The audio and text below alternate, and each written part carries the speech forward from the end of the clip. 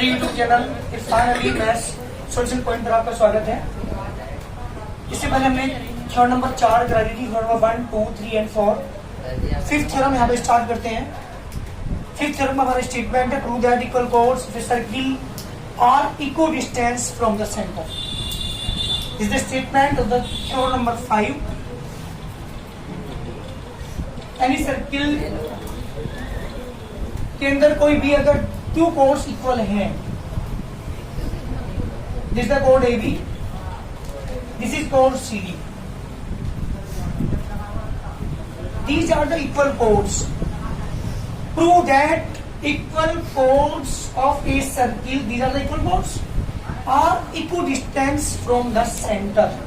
वो सेंटर से equidistance होती है अगर this is the length is 2 cm, this is also 2, लेकिन ये इक्वल होनी चाहिए। जैसे फॉर एग्जांपल मैं एक सर्कल बनाऊं, this is 8 cm, this is also 8 cm, both are the equidistance from the centre. अगर एक की सेंटर डिस्टेंस 2 यूनिट है तो दूसरा वाले की इंटरसेक्शन कितनी होगी? 2 होगी। लेकिन ये तभी होगा जब दोनों कोड्स क्या होगी बेटा?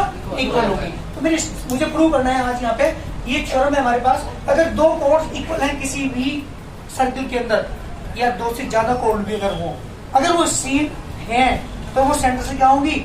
इक्वल डिस्टेंस होगी। ये प्रूव करना है मुझे। तो मेरी थ्योरम का स्टेटमेंट ध्यान दीजिएगा, prove that equal chords of a circle are equal distance from the centre. अगर ये कोड्स इक्वल है तो सेंटर से क्या होंगी? इक्वल डिस्टेंस पर होंगी, इक्वल दूरी पर होंगी। ये मुझे शो करना है। इसका मतलब मुझे प्रूव करना है, अगर मैं पॉइंट O कहूं, इस पॉइंट को P मानो, इस पॉइंट को Q मानो, तो मुझे शो करना है OP इक्वल टू OQ। तो गिवन क्या लिखोगे बेटा? गिवन में ध्यान दीजिएगा,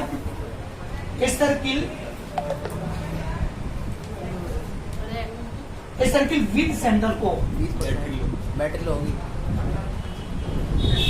सर्किल विद सेंटर को, इन विच कोड और ए बी इक्वल टू कोड C D. These are the given. एक सर्किल जिसके सेंटर ओ है, जिसके अंदर दो कोड है जो दोनों आपस में क्या है बेटा? इक्वल है। ये आपको गिवन है।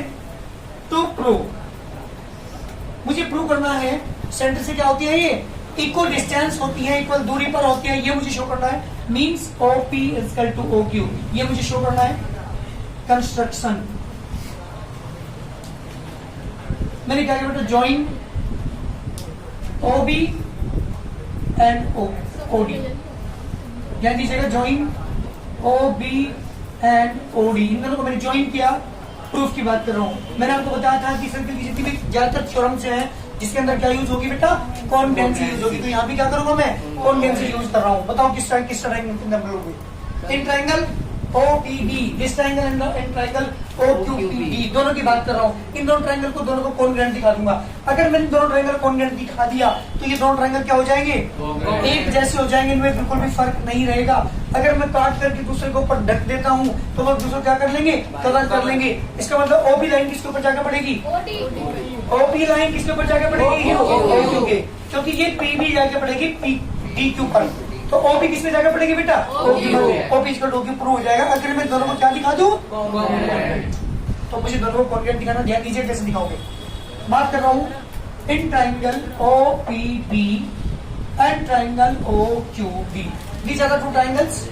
क्या की चीज इक्वल है वो बताएगा? In these two triangles O common, ये पॉइंट से हमारा क्या होता है? OB equal to OD, radially.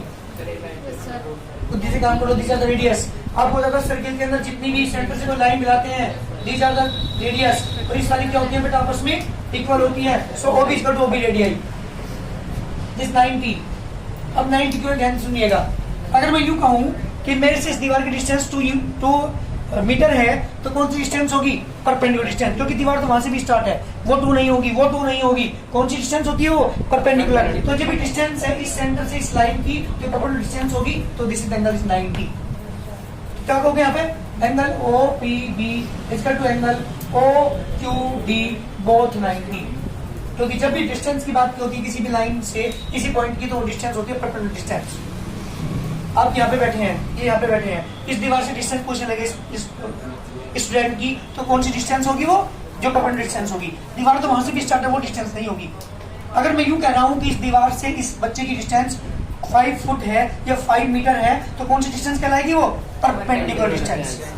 क्योंकि लाइन तो वो भी है, वहां से भी ज्वाइन कर सकता हूँ, इधर कॉर्नर से भी ज्वाइन कर सकता हूँ, वो नहीं, that is the perpendicular distance. तो जब इस सेंटर से इसकी डिस्टेंस ओपी है तो दिस द परपेंडिकुलर होगी, और परपेंडिकुलर तो ये एंगल 90। यस, तो OP is equal to angle OQB, both are the 90। और बोली क्या चीज इक्वल है? दोनों ट्रायंगल कौन दिखाना है मुझे? पहले मुझे बताइए AB किसके इक्वल है? ABCD के इक्वल है। गिवन है क्वेश्चन ने क्या रखा? दीज आर द कोड, बोथ कोड आर इक्वल। डिवाइड बाय 2, बिल्कुल ठीक, वेरी गुड बेटा। Divide by 2 on both sides. जब 2 से डिवाइड करूंगा, AB/2 is equal to CD/2। एक थ्योरम नंबर 1 आपने पढ़ी थी, किसी भी सेंटर की अलग परपेंडिकुलर किसी को कोड को क्या करता है? बाइसेक्ट करता है। बाय द थ्योरम नंबर 1 के अकॉर्डिंग AB का हाफ किसे लिखूं? BB। बहुत अच्छी, वेरी गुड। CD का हाफ DQ। पता लगे क्यों? क्योंकि किसी भी सेंटर से डालेगा परपेंडिकुलर किसी भी कोड को क्या करता है? बाइसेक्ट करता है। ये थ्योरम नंबर 1 में आपने पढ़ा था। और जब परपेंडिकुलर है, क्योंकि 90 मैंने कहा था अभी आपको, जब ये परपेंडिकुलर तो 100% से बाइसेक्ट भी करेगा, so DP is equal to DQ। कौन सी कॉन्वेंसी यूज हो रही है? 90 दिखा दिया एंगल, हाइपोटेन्यूज दिखा दिया, एक साइड दिखा दी, बिल्कुल ठीक बेटा।